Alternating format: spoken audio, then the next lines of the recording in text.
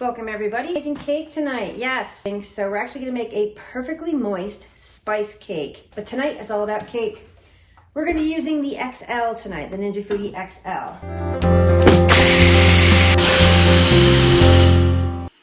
I'm gonna go over what you're gonna need for the machine, not the recipe yet. We're gonna make sure the ceramic bowl is in there. And I always use a silicone round. Just have it, just so I don't scratch the bottom. This is going in there, but the cake pan is going on there. You're gonna need the Ninja Foodi all-in-one pan right here. You're also gonna need a piece of parchment paper, which I don't have the rounds. I just cut this out from a roll of parchment paper. And you're also going to put in here, which we actually can do now, we're gonna put in 3 cups of water. That's 1 cup, and that's 2 cups. So the Ninja Foodi XL is all set. So now we can move over to the recipe. So we're following the directions right on the back of the box. You're gonna need 1 cup of water. You're gonna need 3 eggs. You're gonna need a 1/2 cup of vegetable oil. And frosting of some sort. I picked up this rich and creamy frosting. This is a cream cheese frosting, which I think will pair nicely with the spice. The pan. You're going to need Baker's Joy spray and a little bit of flour for dusting. Or you can use butter or margarine to do the pan and then use the flour. So I'm just going to take some of that Baker's Joy, spray the pan, and go ahead and put that parchment paper right down in there. And also what I'm going to do is just give this a light coating like that.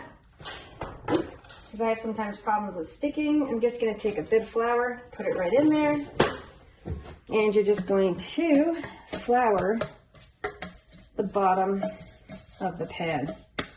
Take your excess and put it off into the trash. Tap the pan, set this to the side. So we have a bowl in front of us. We're going to take the cake mix, pour it right in there. You're also going to pour in the 3 eggs, the 1/2 cup of vegetable oil, and the 1 cup of water.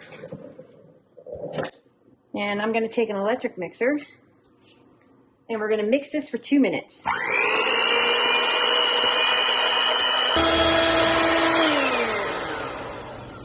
All right, so the 2 minutes is up.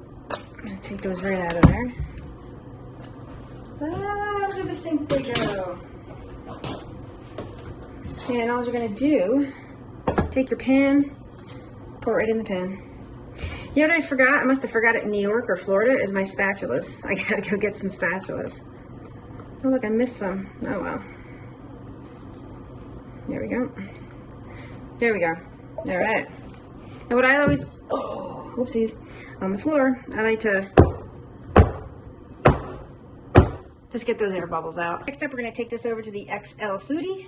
Put it on this little rack here and place it right in there. Go ahead and lower the lid. We're going to go ahead and turn this on. We're going to turn it to steam bake. Right here, it's on steam crisp. Turn the knob, steam bake.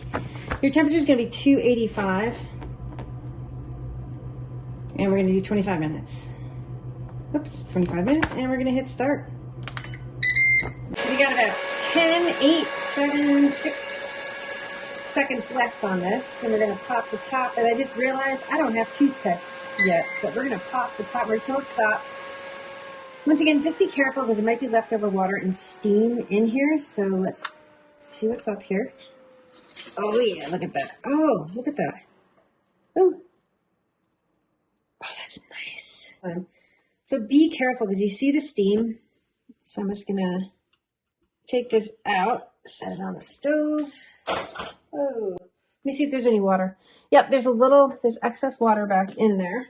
So we're going to call it done, and then let's take a look-see over at it right here. So what I'm going to do is leave it in this pan for about 10 minutes, and then we're going to take it out, and then we're going to let it cool, and I'm going to have to frost it in the morning right before I go to work.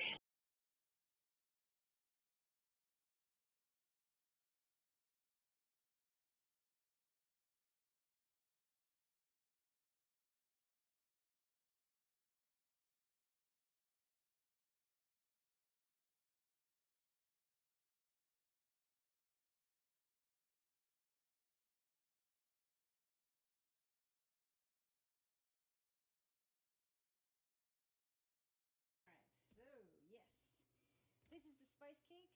It is cooled overnight. There it is right there.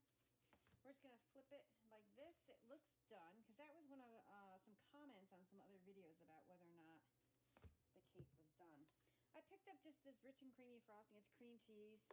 I just figured I would coat it in cream cheese frosting.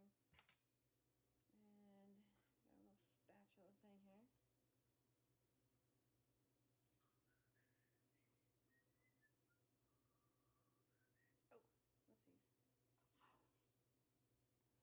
Oh, whoopsies. I'm using our fancy paper plates here.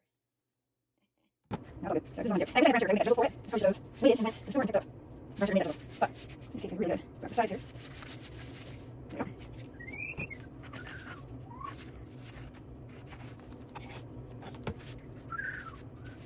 Now, these spice cakes, any cake, just slice the chocolate, the carrots, the gingerbread cakes. You want this to sit overnight. The frosting on it, just what's the flavors? Now in the middle, or what the proper verge is. But it can taste better, so it brings down to simple here. The cake will taste much better. Not that it will taste good, it just will taste better. I'll taste the rest of the spices, and don't have any leftovers. Get some thin spots here.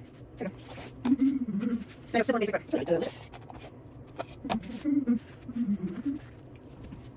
So next up, I'm going to actually cut it. I'm not going to give it a chance to sit overnight, because it already actually technically sat overnight. So I'm just going to cut this cake. There we go. Let's see if we can get it out. Yeah, I just want to prove to you guys that the center does. Hold on, let me put it over here. Ah, oops.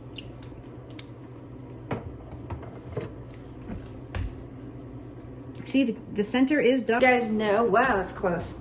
That the center did cook. See this? Look. It's completely cooked.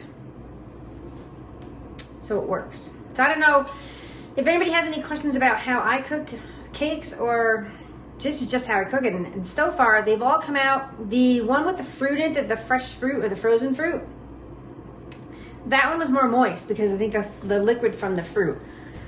But these box cake mixes, they come out great. Let's give a little taste here.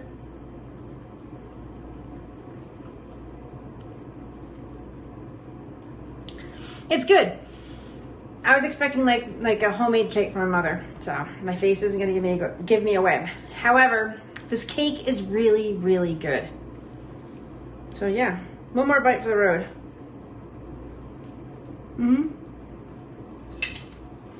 Good.